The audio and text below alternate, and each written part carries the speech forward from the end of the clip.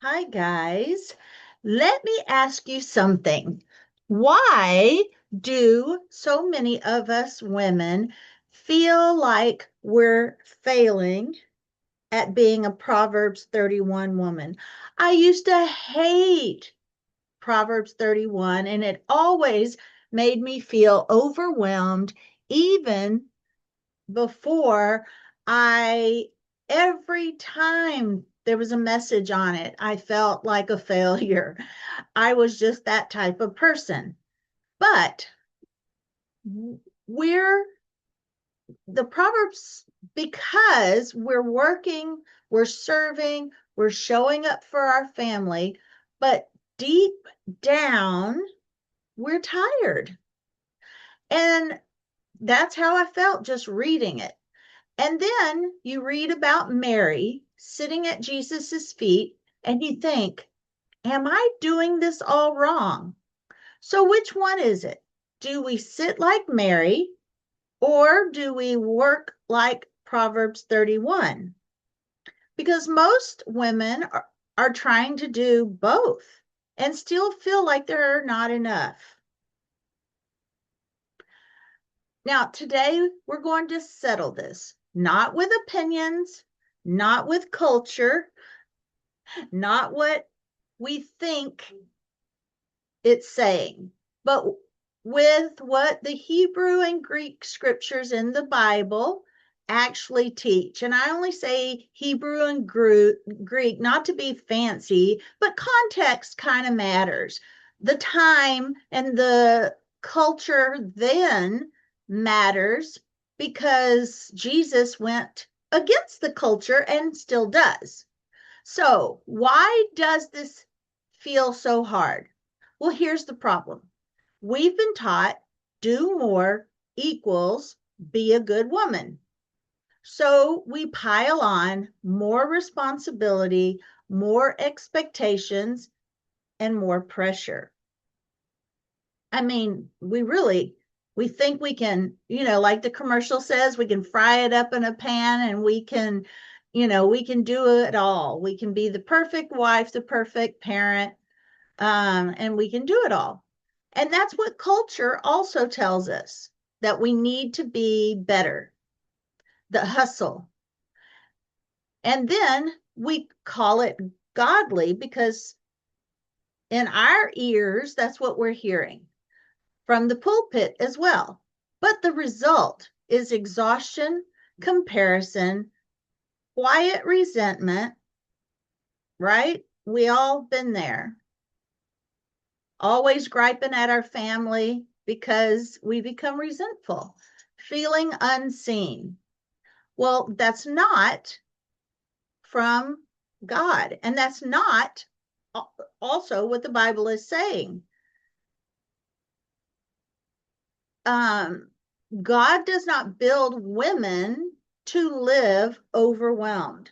So something is off, not with you, but with what we think we've been taught, or what we think is the truth, what we think, because we're getting kind of mixed messages. So let's slow down a little bit and look at Proverbs 31 the right way.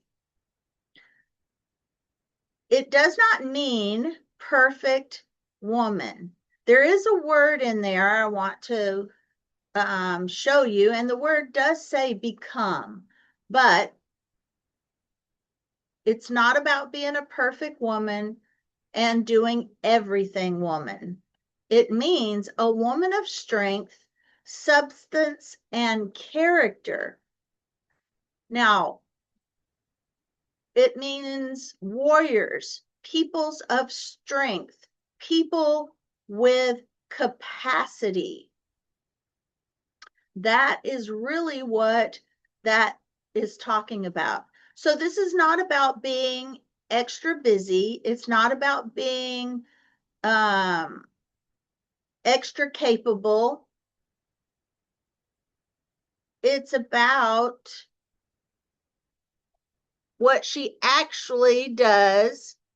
And yes, she works, She does provide for her family. She leads, but notice something else. She is never described as hurried or rushed. She is never described as anxious. Why? Well, there is a good reason for that we sometimes miss, because we have to look at the context. You've got the story of Martha, Mary and Martha, and you've got the story, the Proverbs 31 woman. So because the foundation is right here in the scripture where it says, she fears the Lord. Now, in this place, fear means the reverence, alignment, and surrender to the Lord. So everything she does flows from being aligned with God first. Now, let's go to the Mary and Martha in the Bible, okay? In Luke 10, Martha is serving, Mary is sitting. Martha gets frustrated and says, Jesus, tell her to help me. Now listen carefully to Jesus's response. Of course, many of you have heard this probably a lot. Jesus says to Martha, she is distracted, pulled in too many different directions, worried, anxious, divided in mind. Now, those aren't the exact words, but that's what those words mean.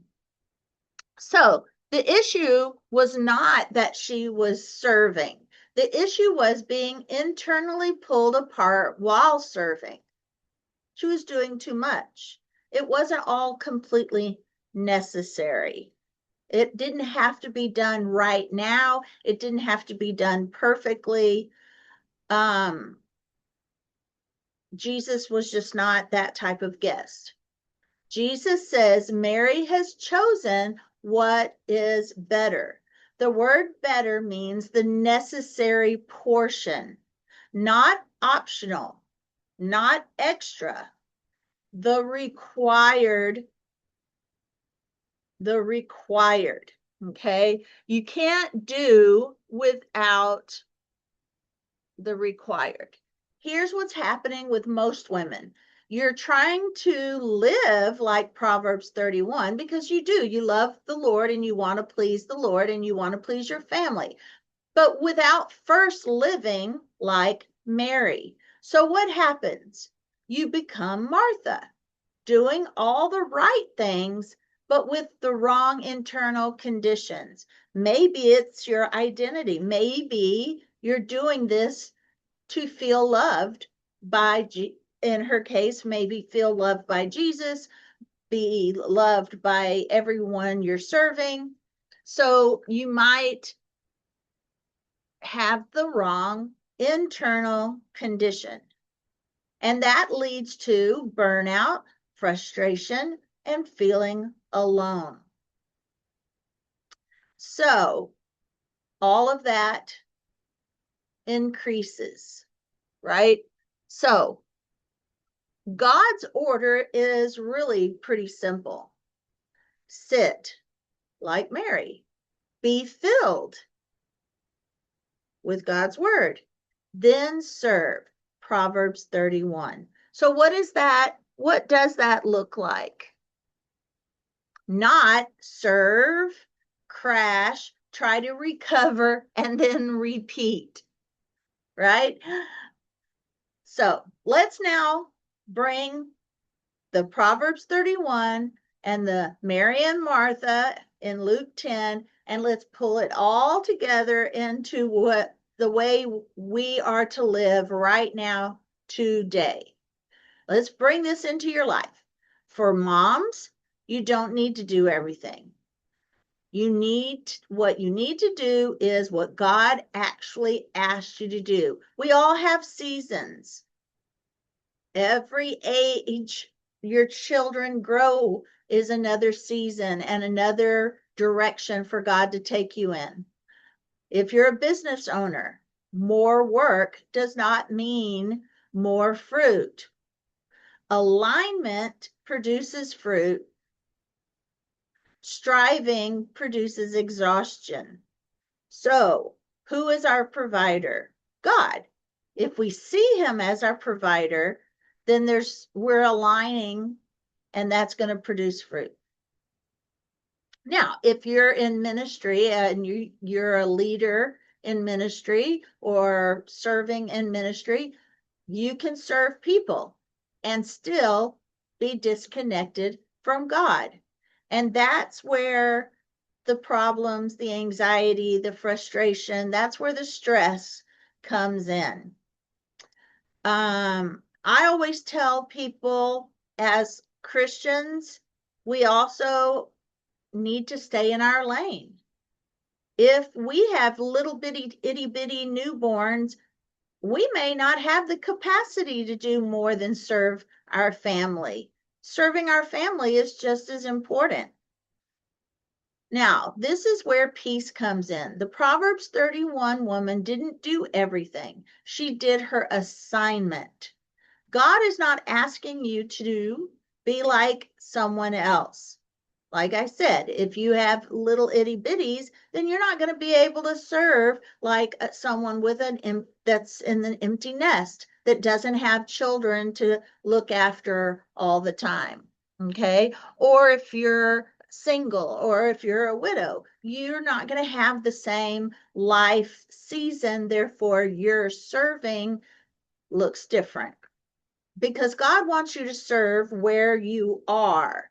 And he also may be calling you to other service as well. So God is not asking you to be like someone else. He's not asking you to build someone else's life. He's not asking you to carry someone else's calling. Your calling is your calling. What's for you is for you. He's not going to take something from someone else and give it to you. And he's not going to take away from you and give it to someone else. So we need to ask the Lord, what did you ask me to do? Now, I don't suggest sitting around waiting for this big audible voice to tell you what to do.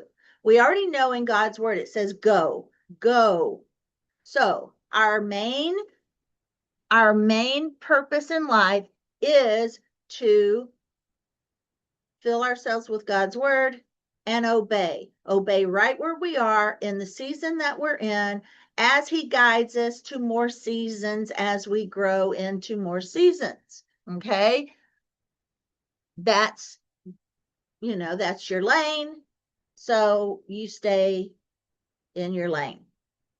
Even if he is to call you into being a pastor, you're serving in the lane you're in right now in this season as your season changes into that ministry. It took Jesus, even Jesus, 30 years before he started his ministry. So he had other things to do in those 30 years until his ministry. So here is where we pause and we ask ourselves, am I spending time with God or skipping it?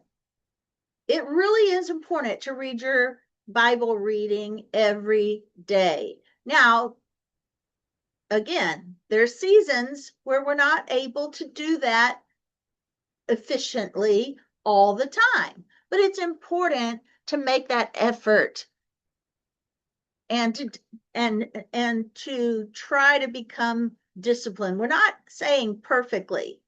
Okay. Am I spending time with God or am I skipping it? Am I at peace or constantly rushed?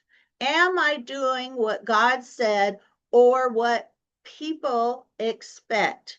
Now, that can be in our culture today, in the worldly culture today, but that can also be in the church. Here's the truth. God is not impressed by how much you do. He is looking at your heart, your closeness to him? Are you sitting at his feet? Do you have enough of a relationship with him that you feel his presence and you can hear him speak so that you can be faithful and obedient? Because he will speak to you and he will give you assignments. But you have to slow down so that you can hear them.